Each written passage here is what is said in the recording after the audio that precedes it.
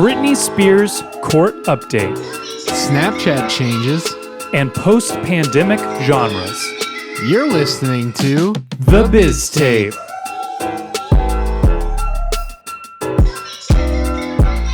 Welcome to episode 44 of The Biztape, your all things music, business, and media podcast. I'm your host, Colin McKay, with my co-host, Joseph Wazaleski. Joe, Hello. how are we doing today? I'm doing great, Colin. I got a new shirt on. You can't see it if you're listening to the audio, but Yes, YouTube. you can see it on YouTube, Facebook, Twitter, possibly at The Biztape or The Biztape Podcast. That's perfect. Like it. You right like that there. plug? Yeah. Also TikTok. TikTok has been really fun yeah, we to have a explore TikTok now. on the podcast scene. So anyway, yeah, everything is getting real weird with the pandemic now because like we're out of it.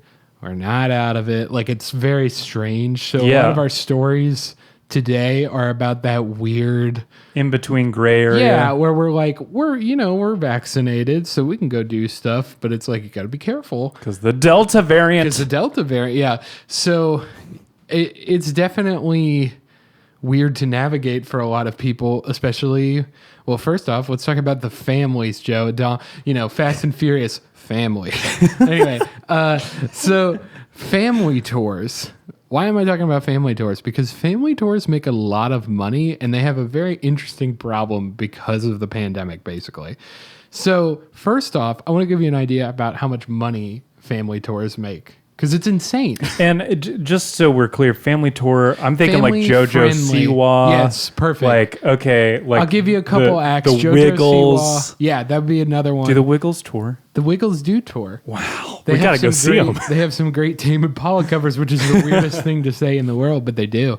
So the family-friendly tours probably should have specified anything that, you can bring your kids to, the parents can watch, usually like kid-centric content. Yeah. So, according to the figures reported to Billboard Box Score, Blippi, who's a big YouTube child family-friendly YouTuber, sold 10,000 tickets and grossed $406,000 over February and March of 2020, so pre-pandemic, just before the shutdown. Darcy Lynn, who is a twin ventriloquist and America's Got Talent winner, sold 23,000 tickets and made $1 million in just 11 shows in 2018 and 2019. Wow. And then the queen of all of this, JoJo Siwa, made nearly $27 million with $506,000 ticket sales, or 506,000 ticket sales in North America 2 years ago. So it's insane. It's, rivaling big shows, but Billboard does put a caveat that the ticket prices are low, but here's the thing. The cost of the shows are super low. Yeah. So the profitability, as Billboard says, is insane Yeah. for a lot of these people who are working on the crew and producing this kind of content. Now, why is that the case?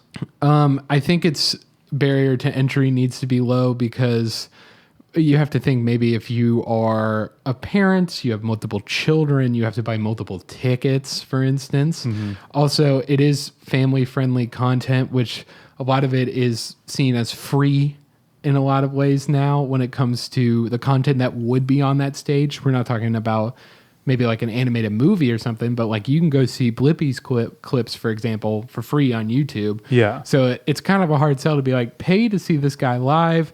Also, you have to transport all your children here, make sure they're safe and everything. And so it's a lot. So that's what they're trying to do is keep the barrier to entry down. But what to about the stop all cost that. of the productions? Why are those so low? So it's because a lot of it is to tracks. A lot of it is just a lot of choreography and a lot of the time more reminiscent of a play in the way of it's just a lot of speaking. So that's less backline. JoJo that's Siwa less- out there doing Hamlet Right. or Macbeth. So that's a lot less, backline. That's a lot less gear. I mean, they are doing stadiums sometimes, so that's still a giant PA and amplifier systems. But in terms of that, you're cutting down a lot there. And then the crews are smaller a lot of the time. So that just all comes together in that way. They're trying for high volume as opposed to selling just an amount of tickets at the right price, basically. So, and again, this is also part of the long game for them too, because you have to think about if they have more children at their shows, that's more fans who go back to their other places and child child merch is crazy and an insane market. So at the end of the day, sometimes the show, even more so than we joke about on the show, is for the marketing of the merch. So so that's kind of a pretty good all around thing what's going on, and an explanation of family shows. So very profitable. And then COVID hits. Obviously, we're all off tours. Everybody's like, let's go take a break.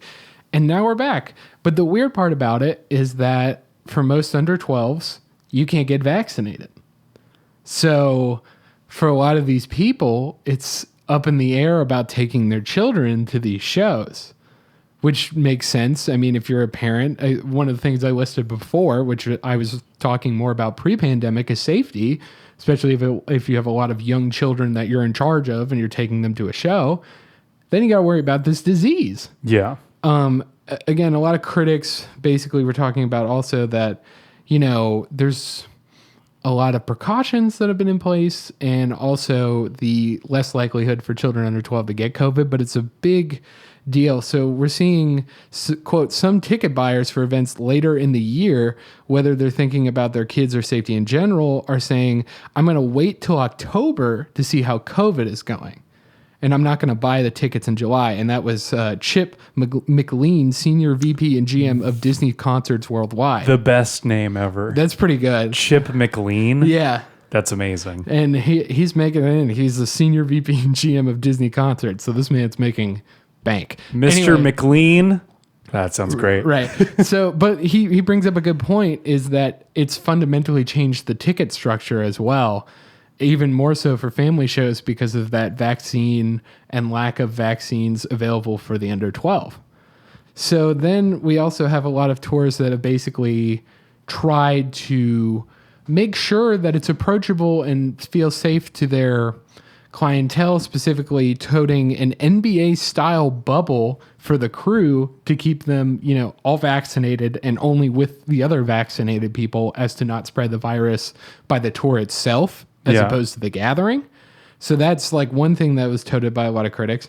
And then we're, again, back to the other thing is a lot of under 12 children have a less likely chance of getting COVID due to a lot of studies we've seen and stuff. So that's also been touted by a lot of these tours to try to mitigate people who have this fear of it. But at the end of the day, I think what's happening with this market, which I think is interesting and we can talk about right here, is the impact of buying these tickets last minute.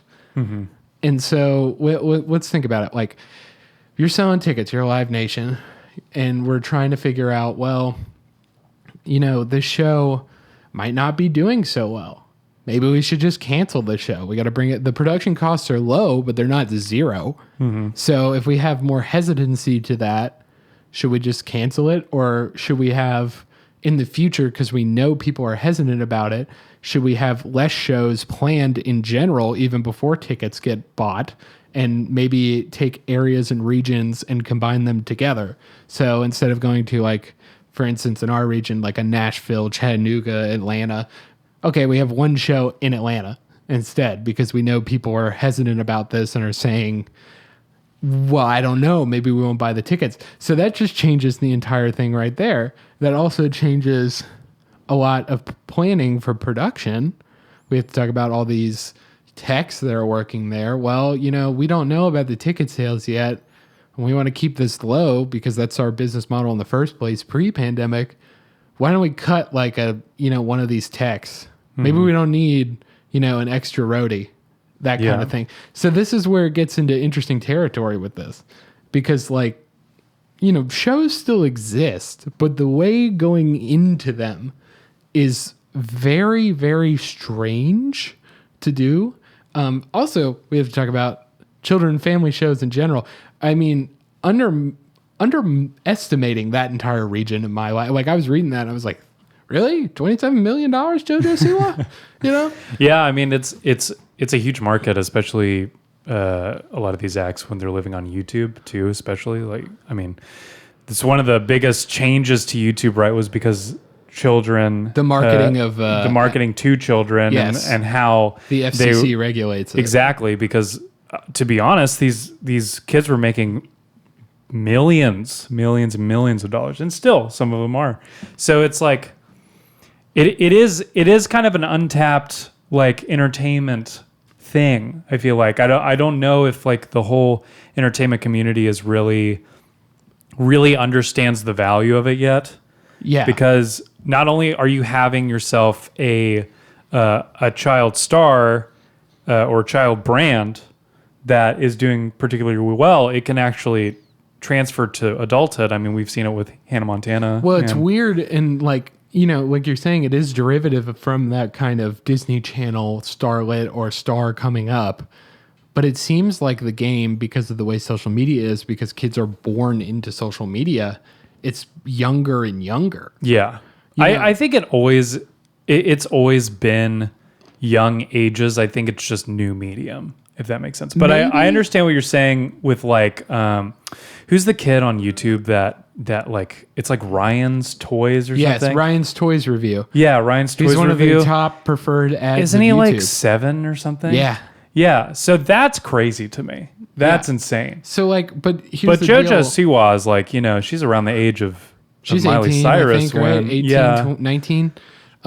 But what I'm saying is like, it's interesting to me to see the difference that social media has on these stars coming up, because I do agree with you. It seems like in general for a very long time, we've had a huge emphasis in our culture about young people and young starlets and stuff.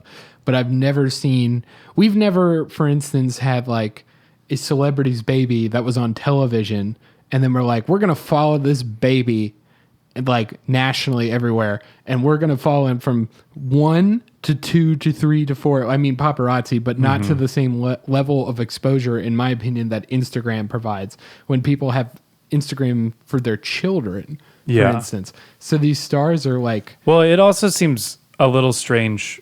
I feel like being a star as a child is stressful in itself, but also a lot of these kids, I feel like, don't even have that much of a say in whether or not they become a star. You know what I mean? Right? It's kind of hard to be like, you were an active participant in choosing to be, but you were choosing to be a star at 6 years old. Like, you actively made that choice. Yeah, I mean, they could have made that choice, but they're not an adult. They will never understand the gravity of the situation. And being a 7-year-old and having paparazzi trying to find you is not great. Right. Honestly. I'm wondering too, like the laws of paparazzi with children, with child stars in particular. Yeah, which is another thing about it. I mean, they're ruthless, as we talked about a couple episodes with Dua Lipa, completely ruthless. Yeah. But I'll have to look into that. I'm not sure if it's like illegal to go after a kid. I want to end it with this, because we were talking about the difference between you as a consumer, as an adult, buying a ticket for yourself, or maybe your other friend or significant other that's also an adult, versus buying a ticket for your child. Mm-hmm. Like for instance, the likelihood to go to something you don't care about for your child is exponential compared to you just buying a ticket that you're not really pumped about. So I asked our fan base, I said, on Instagram, I said, if you do have, or you're let's say you hypothetically had children, would you be more hesitant to bring them to a concert due to COVID concerns compared to you attending alone? And 65% said yes, they would be more hesitant when it comes to their children, bringing them to a concert than just themselves, which I think is pretty substantial because, obviously at the end of the day, people think about themselves, but their children is a completely different level of different types of consumers buying it. And so that's also, and I'll end it on this, why I think the money in it is so high. It's because at the end of the day, the kids aren't buying these tickets, their parents are. Mm-hmm. So the kids say they want it. Their parents will, hopefully, if they're good parents, do anything they can to, make their child happy. And if this is a thing, then this is what they're going to do. But at the cost of COVID, that's a question for everyone to answer to themselves. Mm-hmm. Absolutely. I mean, we're going to have to wait and see, I feel like, with how this Delta variant especially is going to impact the touring industry as a whole. Because it is like, I've already seen cancellations of shows due to it. So I'm wondering, I don't want to knock on wood. Hopefully it doesn't happen. But I'm wondering if things are going to maybe not screech to a complete halt like we did last time, but there's going to be certain areas. Cautious. Yeah, it's going to be cautious, and maybe it's going to take a longer time for these family events to come into, the full fruition that it had before. Right. And the idea of it. Yeah, but speaking of family-friendly shows, what are some artists that you think are family-friendly, Colin? Skrillex. Yeah, that's it. Me and 2010 Call of Duty would agree with you. Deadmau5, Skrillex, the good stuff. So, moving it completely to the other side of the world. What is EDM's state post-pandemic? So, there was a really interesting article that I found on Polestar, and it interviewed high-level executives that are in charge of like the EDM market, essentially, and like and how they've how has this market in particular shifted, grown, and what are some things that they're seeing and some trends that they're seeing, essentially. Mm-hmm. So, although the pandemic slowed touring growth last year, EDM artists were some of the first to completely shift towards a palpable online format that allowed them to continue their brand and create more demand to see them in a live capacity. Yeah. So as the industry reopens and more people begun buying tickets to shows, the EDM genre had some of the highest grossing ticket numbers in comparison to many others in the live entertainment sphere. So why is this the case? Firstly, artists and their teams in the genre are able to quickly book and perform shows due to their lack of moving parts.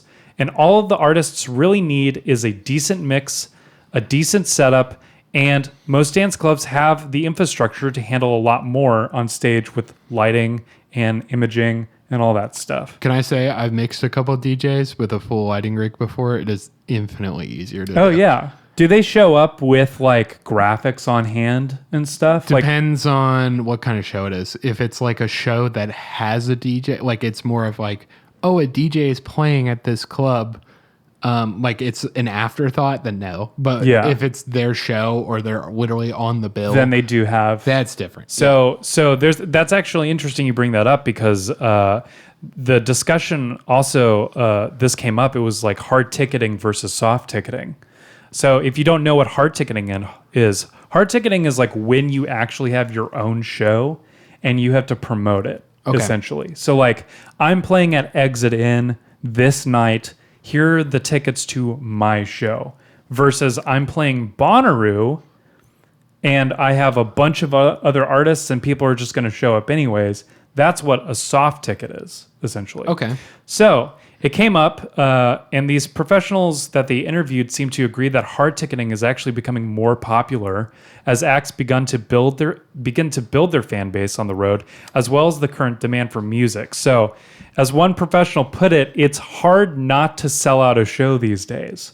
So, a lot of artists essentially that were soft ticket artists before, just playing like Vegas clubs or something, are now able to do hard tickets. Oh, okay. And so they're able to make more money off of those shows. So going back to the production element of it, with the increased demand and turnaround of many of these productions, costs of productions have actually gone up. Mm-hmm. So, and by that I mean like if you're actually doing a huge show with like a bunch of lights, you have like a rigging director, you have like all of these teams of people, right, to do this stuff. It's going to cost exponentially more than it would have probably, last year. But it seems to me that a lot of these artists are at the point where they would need that. See, that's interesting. I actually don't think that they need it. Because to be honest, I think the demand for music is so high, people are willing to just go see music. So I do agree with you, but in this way of having so many shows, how are you going to stand out from the rest of the shows? Well, that's true. Now, a Steve Aoki is going to be significantly more expensive. Correct. I'm just talking about more of maybe if you're a younger artist, you're trying to hard ticket for maybe the first or second time or earlier in your career, and you are on the bill. like a way of advertising it could be, it's at this venue, it's sweet, it's got a whole lighting rig and video walls and stuff, so you guys can, because EDM is dance, it's dance music, it's in the name, so I feel like that could be very important to that crowd. But I agree with you, it is exponential from seeing the cost of it. It's not as much of a linear straight up line of being like, my show is getting better per dollar. And when you get up to like giant lighting rigs that expensive, and also just giant PAs, like it's not, there's a place where that kind of starts to falter off for a lot of people. Like when you first get a real mixing engineer and a real system engineer and a real LD, oh yeah, huge difference. But if it's like, my LD's got an M2 now instead of the, what was it? One You're of the speaking in consoles. tongues to me right now. Anyway, I'm just trying to say that the console is better. The lighting director has a better like lighting console. It's not going to be to the crowd like an exponential different level. Yeah. Because it comes down to more of the people operating it than it does the equipment sometimes. I think it comes down to expectation too. So like some of these acts starting out, people aren't going to expect them to be, I keep bringing it back to Steve Aoki, but Steve Aoki level productions, right? Where it's like insane lighting. It's you got flames, you got a bunch of confetti. I do have to agree though that the nightclub scene and the places that a lot of these EDM artists come up is very equipped to handle it. Oh, absolutely. Compared to a lot of other venues. What's interesting is a lot of these venues that normally are soft ticket are actually starting to hard ticket as well. Yeah, I think I was going to add on to that this is really a show of how EDM has come a very long way into the mainstream. Mm-hmm. Before, we were at this point where a couple years ago, there was electronic music, and then there were subsections of electronic music. I would almost compare it to the way metal is, in the way that it's like metal, and then there's a lot of subsections of metal, and people were all in these different camps. They were like, really like house music, I really like dubstep, I really like, like all these different kind of genres, and they were all in their little camps and it had their fan base. And now, because it's exploded so much and people have really gravitated onto it, the fusion of all those genres has been so huge that it's become a lot more palatable, in my opinion, to a lot of people to get into it. Mm-hmm. It doesn't seem like you have to have some prior knowledge or like understand that this is just the tools of the trade. This is just how this genre works. So if you don't like it, whatever. It definitely is the reason, in my opinion, that the hard ticketing has become such a success for EDM, because I feel like it's become so much more mainstream because of that ability of it to get away from being so subsectioned off. Yeah. And not having, if we're talking about versus soft ticketing, you got to have, you would hope soft ticketing, I would imagine if you were booking it, you would have a well-rounded cast of people that, this guy does this kind of, maybe does this kind of EDM music, this person does this kind of EDM music, and then we'll get different crowds of people that like that. But now it's like, an EDM show? Well, I just like EDM in all forms. So that's what I think is amazing about watching this genre on the come up. And they, compared to a lot of genres, I would say are on the forefront of having organic internet success when it comes. Absolutely. Their fan base is innately more educated on the internet. That's one of the reasons why I think it's blown up so much more, is because this has actually gained they had an opportunity during the pandemic to increase their fan bases. Also, whereas other genres didn't. They didn't have the same opportunity necessarily, because their genre of music is so much easier to move online. Also, I took away completely the palatability. I was talking about all these subgenres. EDM is mostly, is mostly not verbal. So there's not a lot of language barrier for a lot of EDM artists. Yeah. I mean, for a majority of the song, a lot of people don't have vocals, and if they do, it's very minimal. And if they do have full vocals with an EDM track, it's not, the lyrics aren't really that much of a focus. So, not to say if you're an EDM artist, you don't have good lyrics. It's just more of, it's not the forefront. If you go see a singer-songwriter, you're sitting there like on every word. But on EDM, it's like It's all about that bass drop, right, baby. exactly. So that's also why it's so palatable. It breaks, if it's really big on the internet, which it is because their fan base is really educated into the internet, it can go worldwide and be global because it doesn't have that level of gatekeeping that just comes naturally from different languages. Yeah, absolutely. Do you think that more and more acts are going to have to convert their touring method? Since, I mean, it seems to be working for EDM. So it depends on how you mean convert. I definitely think if you're an EDM artist, the ability, like... I think the thing, for me at least, is how easy it is to tour as an EDM artist. Right. Like maybe it's you and like 4 other people. Yeah, it's still hard in the way that you're on the road and stuff, but like in the essence of like, because I've worked for a production company for a while, when you have a full band, you got to make sure you got the full drum kit, you got to go all the guitars, the different pieces of gear and all that stuff. At the end of the day, you take away most of that. You got your deck that you're playing on and your laptop. Or some of them USB stick. Right. So you got all of that, almost minimal enough to 2 tracks. The most important thing about it, in my opinion, if you want to know the truth, if you're an EDM artist or someone who's not as, using instruments as much, is you got to have a really good system. And, and better yet, you have to have a good system engineer. So someone who's tuned the system, and that is exponentially out of your crew, in my opinion, compared to instrumental music.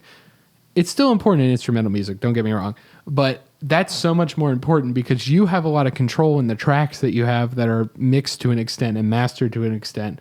The mixing engineer in a live sense has to do that on the fly. Yeah. But since you have control of these tracks and the recordings that you're taking from or sampling from, you eliminate a lot of what the mixer has to do. And honestly, it can be a little bit, in my opinion, if you go as a mixing engineer and start messing around with a bunch of things and you're not like the guy's mixing engineer, you're like just the venue, you're just like, oh, okay, give me the tracks. And you just start like putting different things, and that, in my opinion, kind of messes with their message. But if you're trying to tune the tracks for their system, so like, you're making the speakers really pop with bass and all that kind of stuff, that's different.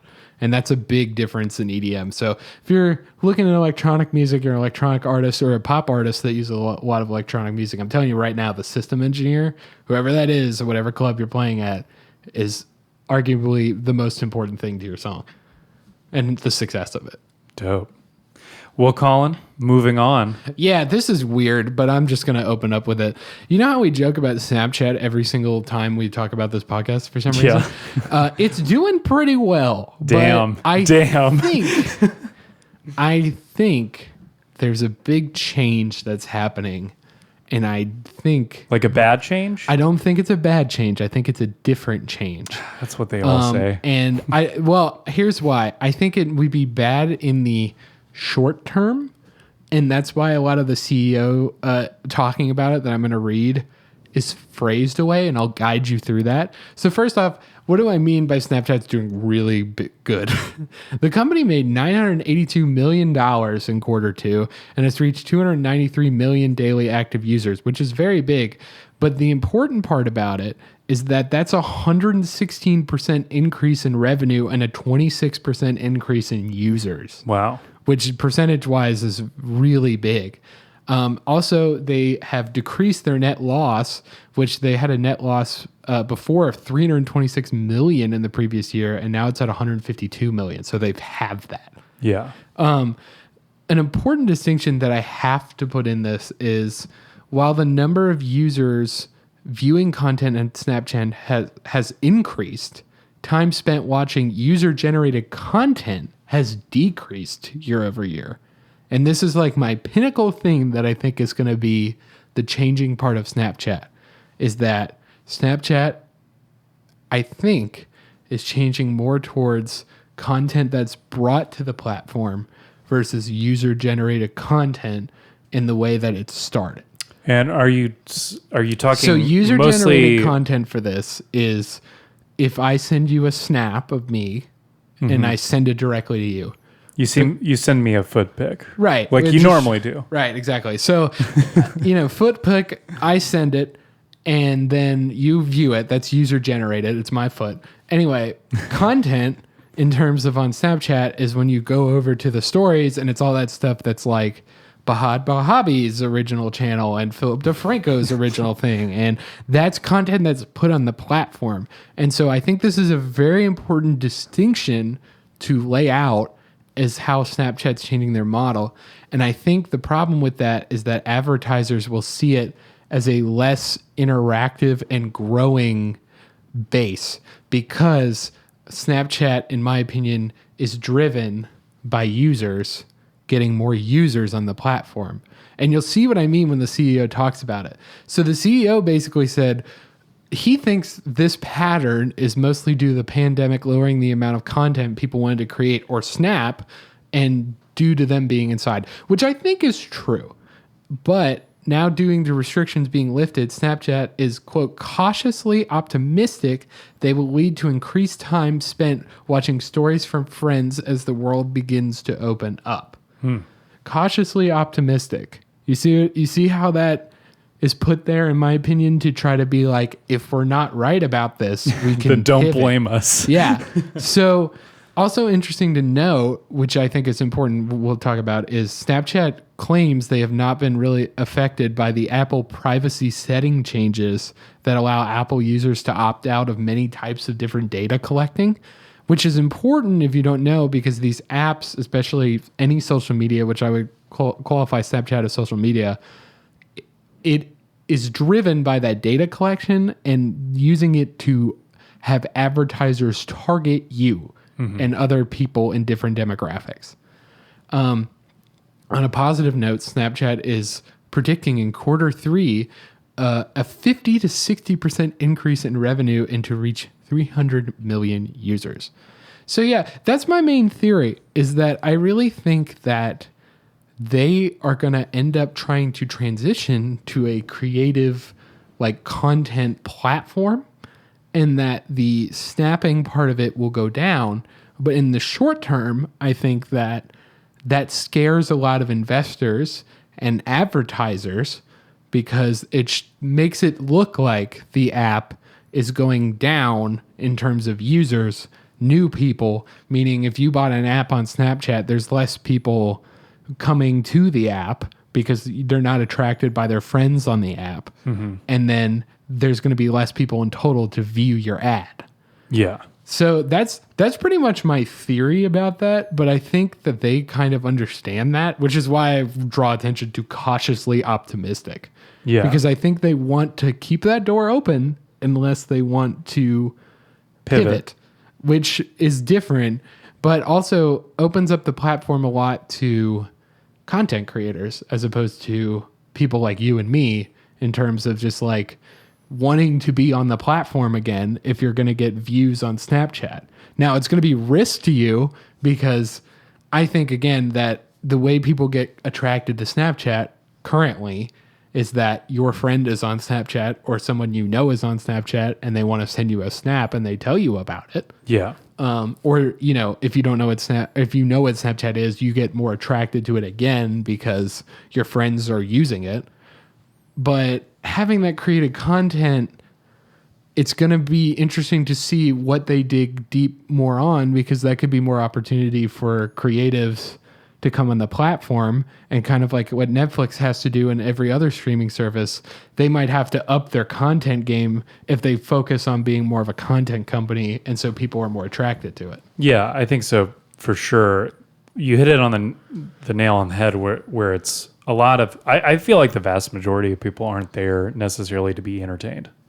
Well, they are, but they're there to be entertained by their friends, in my opinion. But there is so much, like, I feel like there is literally, you just kind of scroll on Snapchat and like there's like just thousands and thousands of Here's stories. what I'll say. Snapchat had basically kind of what TikTok tries to do now, but in a way worse version 4 years ago, which was the aspect of seeing other people's snaps that were public and literally just, it's filtered by kind of what you like TikTok, and it's kind of filtered by a category. And so it was, if you think about it, it's essentially kind of what people like about TikTok, is that idea of being like, oh, I can scroll through this topic that I like and different people's takes about it. And so I don't think they have a bad model there. It's just interesting to see if they're going to hold on to the older Snapchat model of having mailboxes in terms of like being like, that's the main thing. It would be like if TikTok and the messaging feature, they were like, okay, the following and the For You page is not our main thing. The main thing is for us just to message each other. You know how weird that would be? Like, I mean, I send a lot of TikToks. I do, but like, if you take the For You page out, then you got to make all the TikToks to send to your friends. It's just awkward which is what videos of me. Snapchat is, essentially. Except you can't really edit it. That's kind of the joy of Snapchat, though. I feel like it's missing its charm if it fully moves away from that. Here's my thing. I think, in my opinion, and we have joked on the show, but you may have different opinions now, that they've lost that game of being that independent mailbox because of Instagram and also because of TikTok. But I feel like it's so much more awkward to send a message through Instagram because, to be honest, I think it's mostly because there's more margin for error of like how you send the message, in my opinion. I definitely think that. I think, though, that Instagram has the base and has more of the future if they do a little UI change with that. Honestly, if you had more of a mailbox, kind of like how Snapchat is, where it's like, here's this little square, as opposed to that little tiny bubble that you're kind of confused that it's starting. You know what I mean? Did it upload? Is it going to upload? So, like, that's the weird part about it. But I don't know if Snapchat will change, but it'll be interesting because I definitely think they're opening the door to it. So maybe if you're a content creator, you might want to take the risk and start making some Snapchat content if they pivot towards that direction. Well, it seems like they were, at a time, hiring a bunch of content creaters. They were. I mean, like Bahad Bahabi has the whole thing as we Bad joke. Baby. Yeah, we always joke. We call her that. But no, I mean, she has her own thing on Snapchat, and I think it's completely exclusive. I know Philip DeFranco does, and I know some other creators do.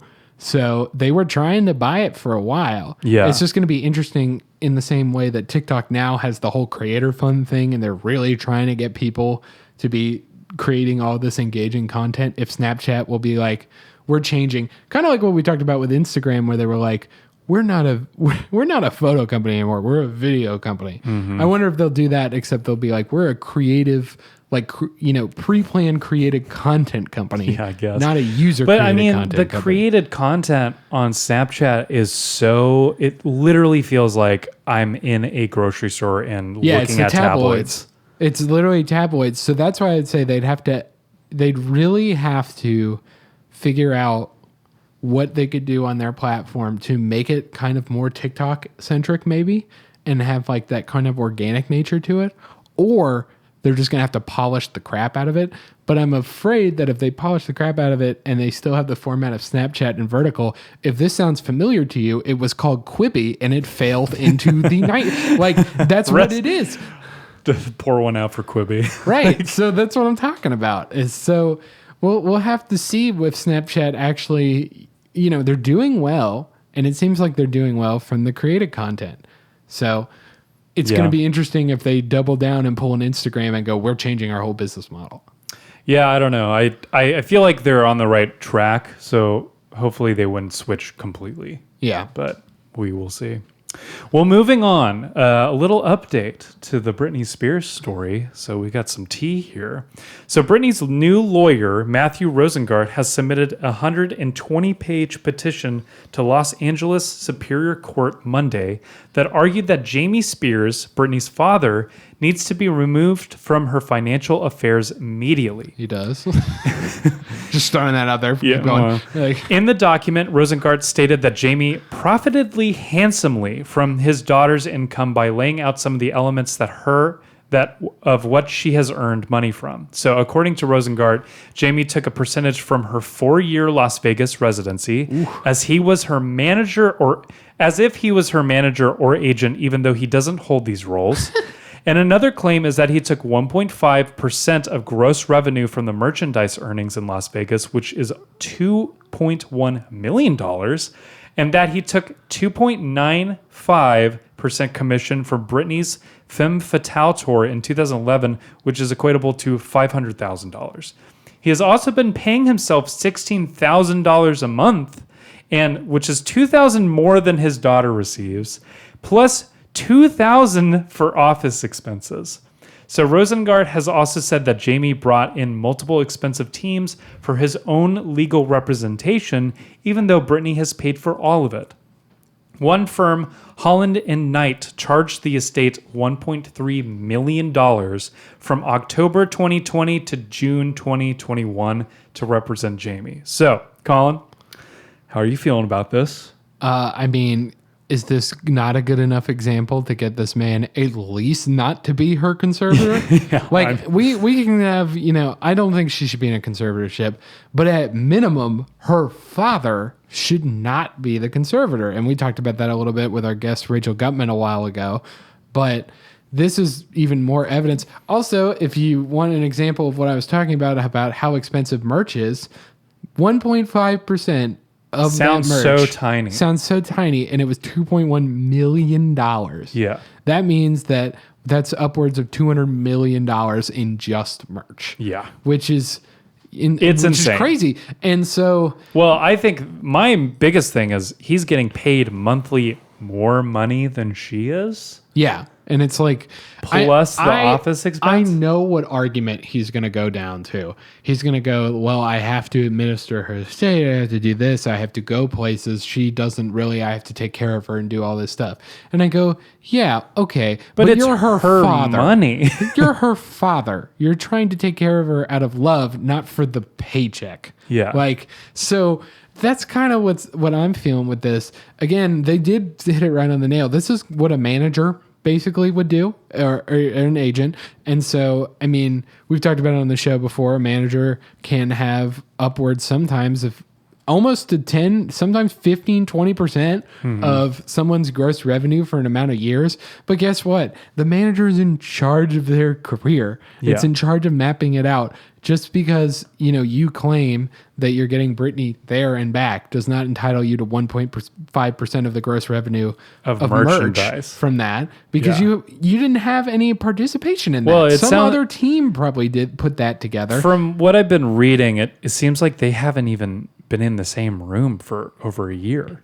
Yeah, that's even worse. I have seen claims where they have not been together, because I bet I bet if I was Britney, I would want to just destroy, literally just beat the hell out of him. You know what I mean? If I saw him this man is her tormentor. This man is literally the reason that she's in the state of being in such duress that she is right now. Yeah. And so it doesn't surprise me. I'm kind of glad that he isn't. I mean, but at the same time, I don't want her to be in a conservatorship because she's a functioning adult, and this is way over bounds in my opinion. Yeah. But I definitely think Britney needs help, but help from, people that are in her court, I think, rather than people in it for the paycheck, which is hard to find anybody. You would be surprised about how many, we talked about family and children acts before. Britney Spears came up, Mickey Mouse Club, all that kind of stuff.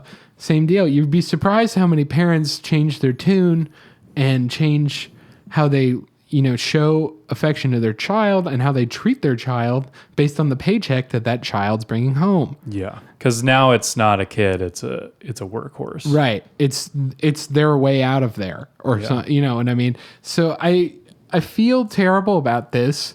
I hate that she has to pay for his defense. I think that's insane. Yeah. But that's just me. Because you're getting paid $16,000. But they're family, Colin. You're getting paid $16,000 a month, then you're paying for it. Yeah. If it's going to your account, you're getting paid for it. But I know that it's not that way. He's got some expense card or something like that that's got her name on it, and he's probably just an authorized user or something. So absolutely. Well, I was gonna ask you which way you were leaning in this case, but I think it's pretty clear. I just think that. I think at the bare minimum, I kind of put it out there.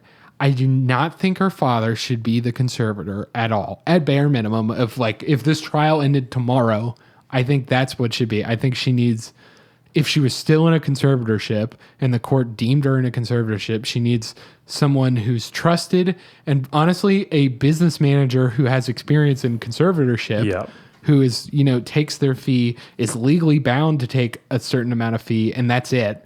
And they don't have a relationship that's, construed with family. It's a business and mental health relationship that's more constructive because it has those bounds. And again, at the whole end of it, that's my minimum. At maximum, I would like her to just not be in a conservatorship. She's a functioning adult.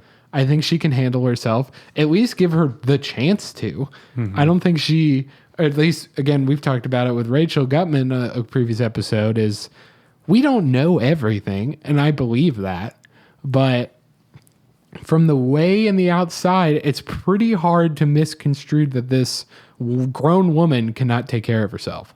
Yeah. So that's kind of my take at the end of the day. I just, at the bare minimum, I think, courts are messy and terrible and long, and they don't end up well. But that's my minimum, is I think her father should not be in her finances. Paying his own legal bill. Right. So, for sure. Well, Colin, it's our favorite part of the show. Yes. Where we get to talk about the music we love. And I'm going to start out with my music today. Okay, let's hear it. I've been listening a lot to Tanuka-chan. Her record Sundays is amazing. And also Choir Boy, Gathering Swans. What's the vibe of both of those? So Tanuka-chan is kind of like post-punk a little bit. It's like pretty heavy. I really love the bass riffs, especially because they kind of...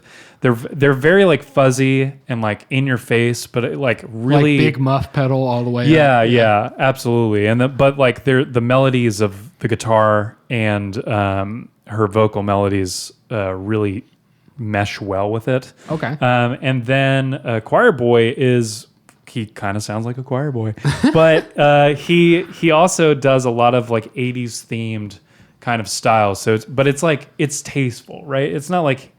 It kind of has that like hit you in your face with it, like cool synths and stuff like that. But it like, I don't know, it just has that warmth that like Tears for Fears kind of had. Oh, okay. And so I love that. And our favorite from way back, I've been listening to Frau Details.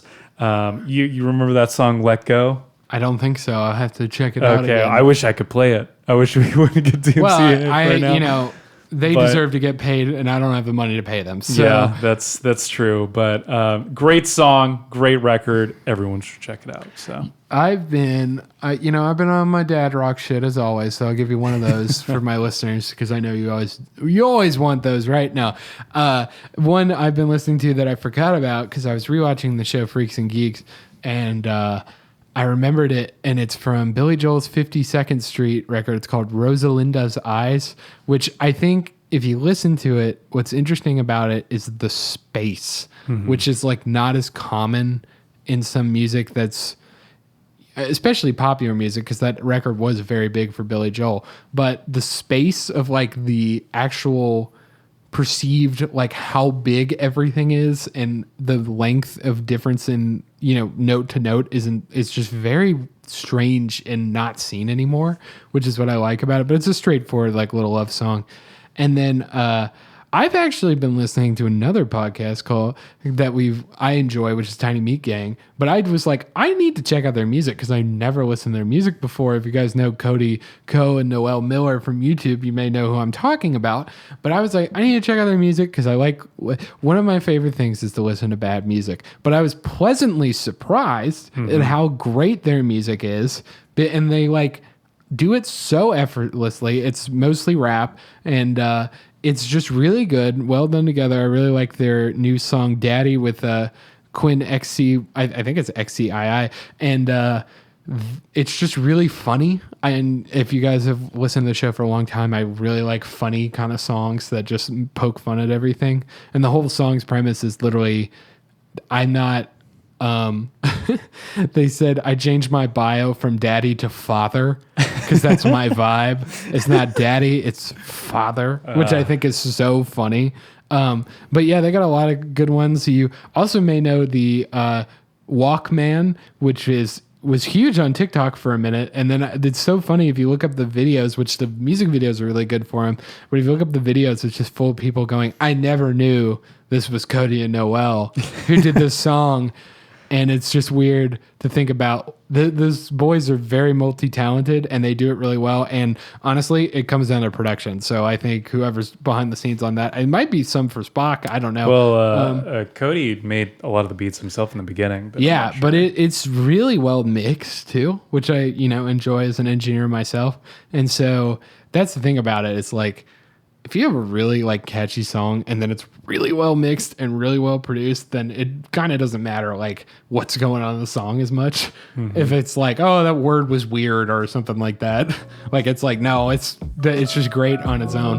So that's kind of been the vibe, Well, very sick.